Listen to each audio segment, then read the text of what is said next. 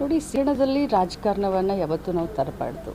ವಿದ್ಯಾರ್ಥಿಗಳು ಬಹಳಷ್ಟು ಮುಗ್ಧ ವಿದ್ಯಾರ್ಥಿಗಳು, ಪಾಲಕರು, ತಂದೆ ತಾಯಿಯಂದರು ಒಂದು ಕನಸನ್ನು ಕಟ್ಕೊಂಡು ತಮ್ಮ ಮಕ್ಕಳನ್ನು ವಿದ್ಯಾವಂತರನ್ನಾಗಿ ಮಾಡಲಿಕ್ಕೆ ಶಾಲಾ ಕಾಲೇಜುಗಳಲ್ಲಿ ಕಳಿಸುವಂಥ ಸಂದರ್ಭದಲ್ಲಿ ಯಾವುದೇ ಪಕ್ಷ ರಾಜಕಾರಣ ಮಾಡಬಾರ್ದು. ಯಾಕಂದರೆ ನಾವು ವಿದ್ಯಾರ್ಥಿಗಳ ಭವಿಷ್ಯದ ಜೊತೆಯಲ್ಲಿ ಚೆಲ್ಲಾಟವನ್ನು ನಾವು ಯಾವತ್ತೂ ಕೂಡ ಆಡಬಾರ್ದು. ಅಂಥದ್ರಲ್ಲಿ ಈ ವಿಚಾರಗಳನ್ನು ನಾನು ಇದ್ರ ಬಗ್ಗೆ ಜಾಸ್ತಿ ಚರ್ಚೆ ಮಾಡದೆ ವಿದ್ಯಾರ್ಥಿಗಳಿಗೆ ಅನುಕೂಲ ಆಗುವಂಥ, ಕಲಿಯುವಂಥ ವಾತಾವರಣವನ್ನು ಸೃಷ್ಟಿ ಮಾಡೋಣ ಅಂತ ಇಷ್ಟು ಹೇಳಲಿಕ್ಕೆ ಬಯಸ್ತೇನೆ. ನಾನು ಅದ್ರ ಬಗ್ಗೆ ಏನೂ ಮಾತನಾಡೋದಿಲ್ಲ. ಅದು ಹಿಜಾಬ್ ಇರಲಿ ಅಥವಾ ಬೇರೆ ನಮ್ಮ ಹಿಂದೂಗಳದ್ದಿರಲಿ, ನಾನೇನು ಅದ್ರ ಬಗ್ಗೆ ಮಾತನಾಡೋದಿಲ್ಲ. ವಿದ್ಯಾರ್ಥಿಗಳು ಮತ್ತು ಶಿಕ್ಷಣ ಮತ್ತು ಅವರ ಭವಿಷ್ಯವನ್ನು ತಲೆಯಲ್ಲಿ ಇಟ್ಟುಕೊಂಡು ರಾಜಕಾರಣ ಮಾಡಲಿ ಅಂತ ಹೇಳಲಿಕ್ಕೆ ಬಯಸ್ತೇನೆ ವಿಚಾರ. ಆದರೆ ಅವರವರ ಅಭಿಮಾನದಿಂದ ಹಾಕಿದ್ದಾರೆ.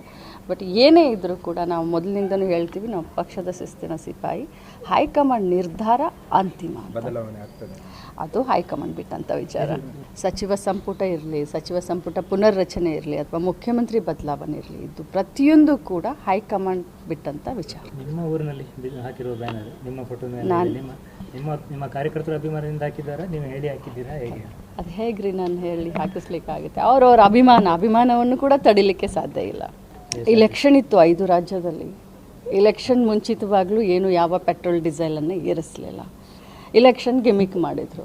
ಇಲೆಕ್ಷನ್ ಮುಗಿದ ತಕ್ಷಣ ನೀವು ಬಂಗಾರ ಖರೀದಿ ಮಾಡಬೇಡಿ, ನೀವು ಗಾಡಿಯಲ್ಲಿ ಓಡಬೇಡಿ ಅಂತ ಹೇಳಿ ದಿಢೀರಂತ 3 ರೂಪಾಯಿ ಏರಿಸಿದ್ರು. ಇದು ಜನ ಅರ್ಥ ಮಾಡ್ಕೊಳ್ಬೇಕು. ಎಷ್ಟು ದಿನ ಅಂತ ಜನ ತಮ್ಮನ್ನು ತಾವು ಮೋಸ ಮಾಡ್ಕೊಂಡು ಬದುಕ್ತಾರೆ ಅನ್ನೋದಂತೂ ನನಗೆ ತಿಳಿತಾ ಇಲ್ಲ.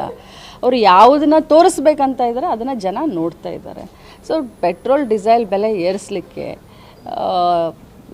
ಈ ಒಂದು ಕೇಂದ್ರ ಸರ್ಕಾರ ಏನಿದೆಯಲ್ಲ, ಕಳೆದ 12 ವರ್ಷದಿಂದ ಮನಮೋಹನ್ ಸಿಂಗ್ ಇದ್ದಂಥ ಸಂದರ್ಭದಲ್ಲಿ, UPA ಸರ್ಕಾರ ಇದ್ದಂಥ ಸಂದರ್ಭದಲ್ಲಿ ಕ್ರೂಡ್ ಆಯಿಲ್ ಬೆಲೆ ಎಷ್ಟಿತ್ತು, ನಾವು ಎಷ್ಟಕ್ಕೆ ಇಟ್ಟಿದ್ವಿ, ಇವ್ರು ಬಹಳಷ್ಟು ಲಕ್ಕಿ ಇದ್ದಾರೆ. ಈ ಬಾರಿಯ NDA ಸರ್ಕಾರ 12 ವರ್ಷದಲ್ಲಿ ಇವ್ರಿಗೆ ಕ್ರೂಡ್ ಆಯಿಲ್ನ ಬೆಲೆ ಇವ್ರಿಗೇನು ಜಾಸ್ತಿ ಆಗಲಿಲ್ಲ. ಈಗಲೂ ಕೂಡ ಜಾಸ್ತಿ ಇದಾಗಲಿಲ್ಲ. ಆದರೂ ಕೂಡ ಈ ರೀತಿ ಬೆಲೆಯನ್ನು ಏರಿಸಿ ಜನಸಾಮಾನ್ಯರಿಗೆ ಬರೆ ಎಳುವಂಥ ಕೆಲಸವನ್ನು ಮಾಡ್ತಾ ಇದ್ದಾರೆ. ಕಂಪ್ಲೀಟಾಗಿ ರಾಜಕಾರಣ.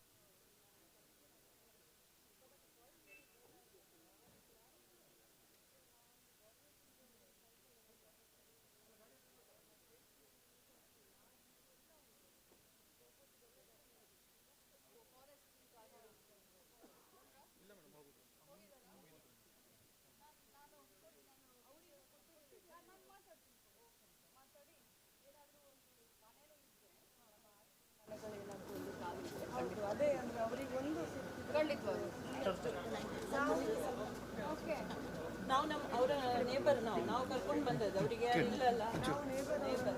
ನಾವು 5 ವರ್ಷದಿಂದ ನಾವು ಹೋಗದ ಜಾಗ ಇಲ್ಲ. ಇವತ್ತು ನಿಮ್ಮನ್ನು ಕಾದು ಇಲ್ಲಿ ಮೀಟ್ ಆಗಲಿಕ್ಕೆ ಬಂದದ್ದು. 7 ಗಂಟೆ ಅವರಿಗೊಂದು ನೆಲೆ ಕೊಡಬೇಕು. ಇದು ನೋಡಿ, ಇದು ಹಿಂದೂ ಮುಸ್ಲಿಮು, ಅವ್ರ ಕಣ್ಣಲ್ಲಿ ನೀರು ಹಾಕ್ತಾ ಇದ್ದಾರೆ. ಇವರು ಹಿಂದೂಗಳು, ಮನೆಯಲ್ಲಿ ಯಾರೂ ಇಲ್ಲ ಅಂತ. ಇದು ನಮ್ಮ ಭಾರತ ದೇಶ. ಅದನ್ನ ಉಡುಪಿಯವರು ಕಲಿಬೇಕು, BJP ಅವರು. ಅಮ್ಮ don't worry, I promise you, ನಾನು ಮಾಡ್ಬೋದು.